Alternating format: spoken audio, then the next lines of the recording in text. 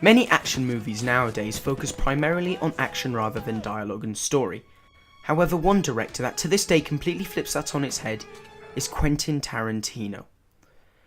Quentin Tarantino is most famous for his Kill Bill series,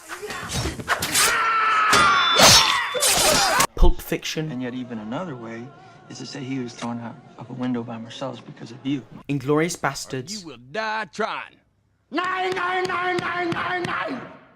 Reservoir Dogs, All right, then I guess we take him to a hospital. I mean, if that's what he said, let's do it. and many more movies. Quentin Tarantino makes action movies which are more story and dialogue based, interrupted with short, intense and gory action sequences. Today, I'm going to be looking at how Tarantino uses dialogue to set up an action scene and how he incorporates short, quick bursts of action into a primarily story-based production. The first movie we'll be looking at is a movie called Inglorious Basterds.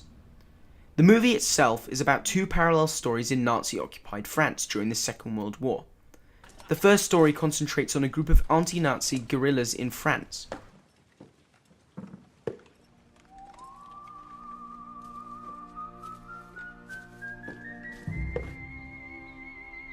The second story focuses on a French-born Jewish woman and how she plans on destroying the German chain of command by blowing them up in her cinema.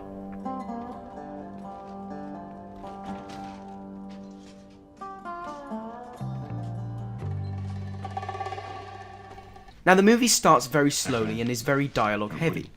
Right at the beginning, the Labadite farm is visited by a Nazi SS colonel tasked with hunting down a Jewish family that used to live in the area and has gone unaccounted for. The owner of the farm, Monsieur Labadite, is housing the Jewish family.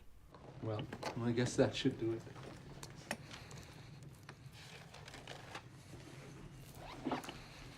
Throughout the scene, Hans Lander, the colonel, spends a lot of time talking about his role in the German war machine and how he intends on finding all Jewish families.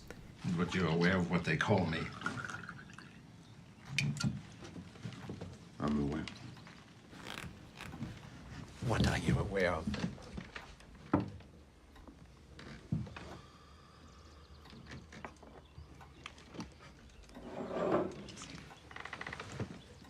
That they call you the Jew hunter? Precisely. The dialogue spans for roughly 10 to 15 minutes, and as it continues, the scene develops more tension due to the way Lander speaks, the language he uses, and the music in the scene itself. Attributes the Jews share with the beast, it would be that of the rat. Since I haven't heard any disturbance, I assume while they're listening, they don't speak English. Yes. I'm going to switch back to French now, and I want you to follow my masquerade set clear. Yes. Monsieur Lapadite, je vous remercie Pour le lait et pour votre hospitalité. Il me semble que nous en avons terminé.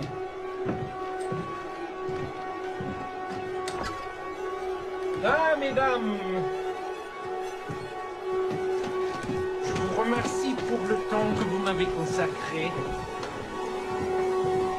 Nous n'ennuierons pas votre... The scene ends with a very fast and brutal turn of events. Mesdemoiselles, je prends congé de vous et je vous dis adieu.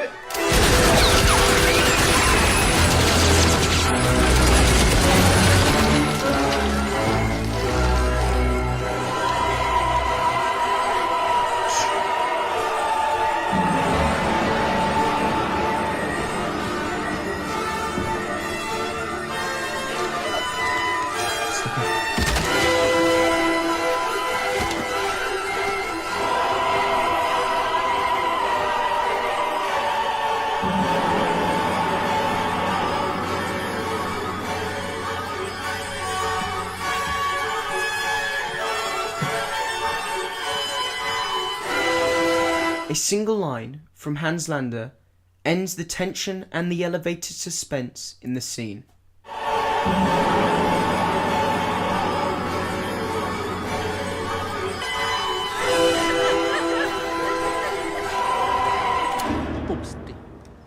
The next scene, based in a cellar, where 3 of the guerrilla forces have dressed up as SS captains and are meeting with a spy, once again start out very dialogue heavy.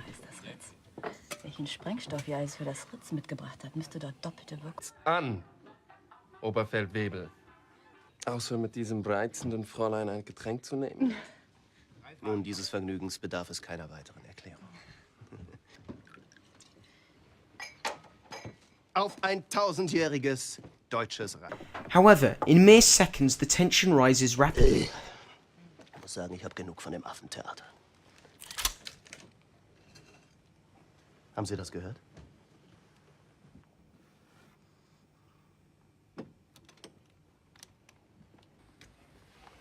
Ich wollte sagen, dann sind wir zu zweit. Und ab jetzt sind wir zu dritt. Und auf die Entfernung bin ich ein richtiger Frederik Zoller. And then the entire scene erupts into a very fast and brutal sight.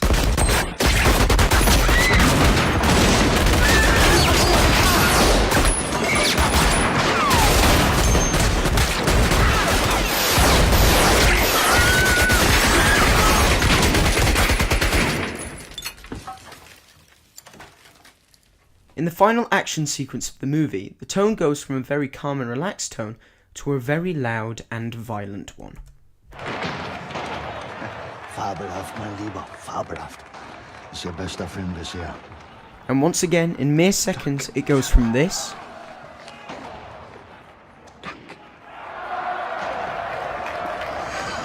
to this.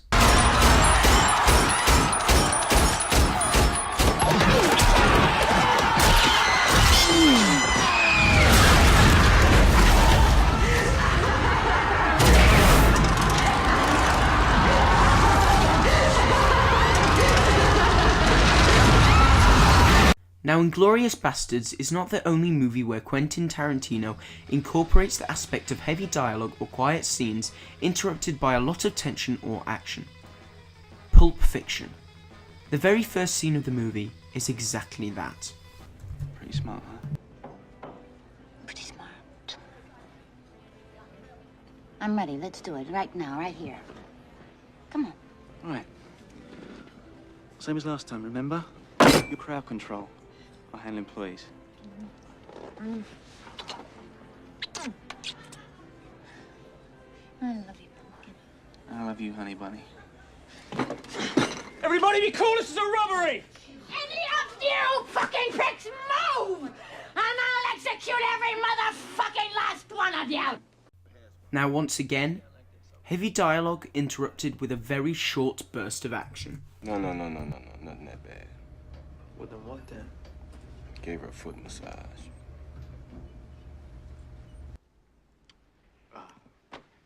Because of the metric system? Check out the big brain on Brad. And you will know my name is the Lord when I lay my vengeance upon thee.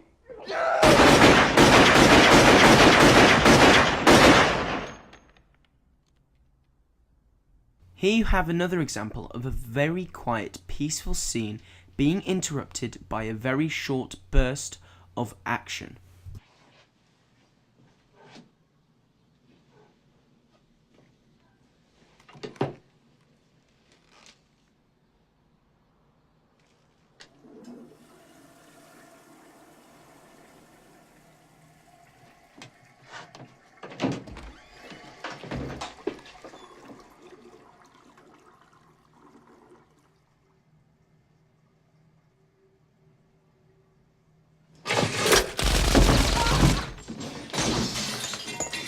And here you have another example of a very dialogue-heavy scene being interrupted by a very, very short burst of action.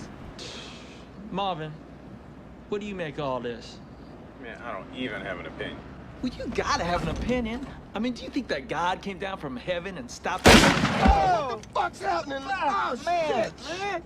Oh, man, I shot Marvin in the face. Why the fuck you do that? Well, I didn't mean to do it. It was an accident. Oh, man, I seen some crazy ass shit in my time, but this... Chill out, man. I told you it was an accident. You went over a bump or something.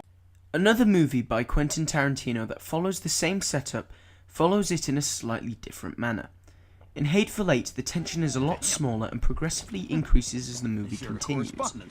Right from the beginning, when Marquis punches Daisy out of the carriage, just one of the letters.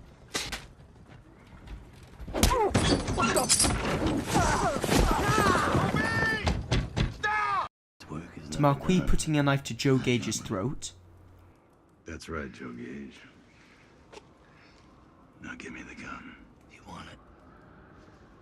You're gonna have to come take.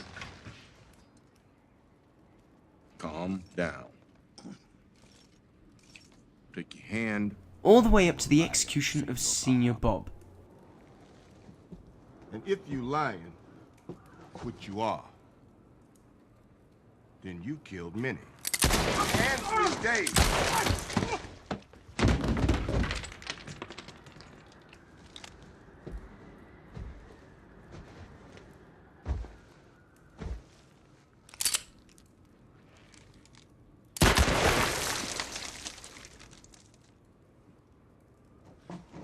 Four measly bullets, and there goes Senor Bob.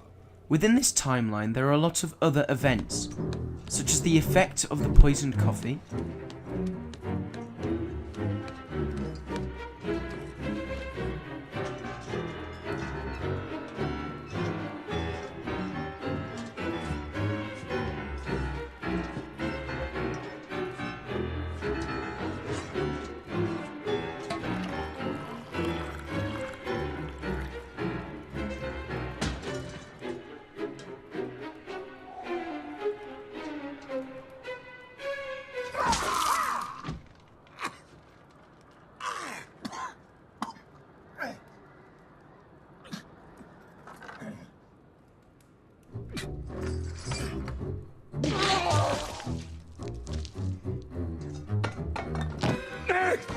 The coffee!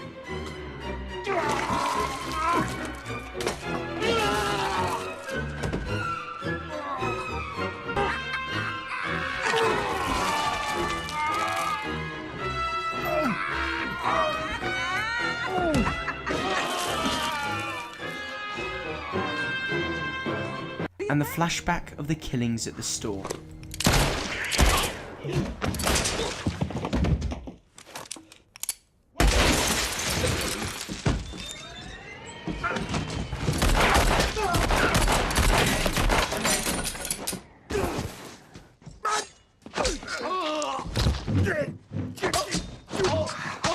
All of the scenes that I just showed you followed the same setup.